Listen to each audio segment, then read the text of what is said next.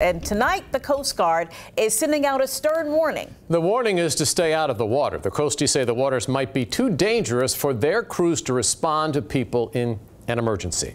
13 News Now reporter Megan Puryear asked Coast Guard brass how they're preparing.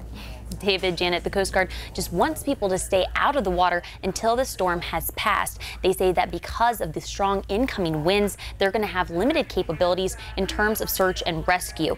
Now, they ask that people stay off the water, secure their boats, and by doing that, they don't hinder others. The Coast Guard is also closing the capes until the weather subsides. U.S. Coast Guard Captain Samson Stevens says if you choose to ignore the warning, you need to be prepared. If you are in distress through unforeseen circumstances, please use Marine Channel VHF 16 as a universal hail and distress channel, or 911 so that you can contact the Coast Guard or local responders for distress.